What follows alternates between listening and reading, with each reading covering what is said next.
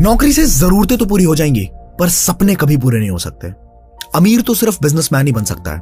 दुनिया के 90% लोगों के पास सिर्फ 10% पैसा है और 10% लोगों के पास 90% पैसा है, और इन 10% लोगों में कोई भी नौकरी तो नहीं करता। यही सारी बातें सोच सोच के आप ठान लेते हो कि अब तो चाहे जो भी हो, आपको बिजनेस ही करना है। अपनी जमा पूंजी के सारे पैसे निकाल के, घर वालों से, रिश्तेदारों से, दोस्तों से थोड़े थोड़े पैसे उधार लेके 8-10 लाख रुपए जोड़ के आप एक बिजनेस की शुरुआत करते हैं। और इतने पैसे लगने के बाद भी अगर वो बिजनेस ना चल पाए, दिन रात मेहनत करने के बाद भी अगर परिणाम वैसा ना मिले, इतने पैसे लग जाने के बाद भी अगर आप ये सोचने पे मजबूर हो जाओ कि क्या ये बिजनेस या फिर ये इंडस्ट्री सही है भी या नहीं, तो आपको कैसा लगेगा? डेटा के अनुसार 90% लोग जो बिजनेस की शुरुआत करते हैं उनके यही हालात हैं। They fail miserably.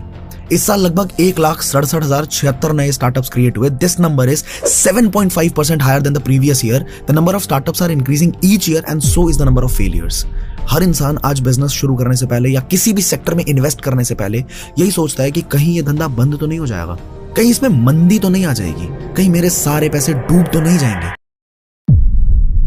पर कैसा रहेगा अगर मैं आपको कुछ ऐसे बिजनेस आइडियाज बताऊं जो बहुत आसानी से आप बहुत सक्सेसफुल, बहुत प्रॉफिटेबल बना पाओगे, specially in the coming year 2023। कैसा रहेगा अगर आपको एक फुल प्रूफ प्लान मिले along with the case studies of people who already did this in the same industry? कैसा रहेगा अगर आपको कुछ ऐसे बिजनेस आइडियाज बताए जाएं जो कभी बंद हो ही नहीं सकते, जो एवरग्रीन है, जो धंधा चलेगा ही चलेगा?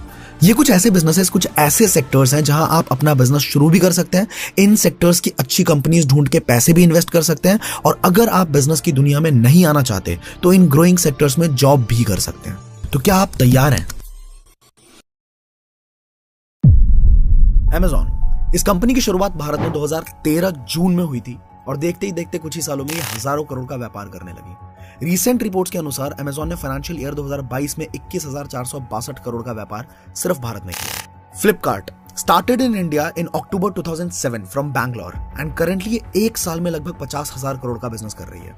इसी तरह स्विगी की शुरुआत 2014 में हुई और 2022 तक ये $10 बिलियन यानी कि तकरीबन 80,000 करोड़ की कंपनी बन चुकी है। हम बात करें जेप्टो की या फिर रैपिडो की, डंजो की, ग्रोफर्स की या फिर डिलीवरी की, इनमें से हर एक कंपनी की शुरुआत अभी हाल फिलहाल में ही हुई है, बट इन सब ने सुपरसोनिक स्पीड से ग्रो किया है और आज हजारों करोड़ का व्यापार हर साल कर रही है। ये सारी कंपनीज करती क्या है? अगर हम गौर से देखें तो ऑलमोस्ट ये सारी कंपनीज एक जगह से एक प्रोडक्ट को लेती हैं और दूसरी जगह पहुंचाने का काम करती है, और इसके लिए कुछ बीच में कमीशंस चार्ज करती है। इसीलिए आज इन सबकी ग्रोथ इतनी तेजी से हो पाई। आप सोच के देखो कि क्या ये प्रोडक्ट्स जिनमें ये डील करते हैं, क्या ये प्रोडक्ट्स इनके खुद के हैं? क्या इन्होंने वो प्रोडक्ट्स खुद बनाए?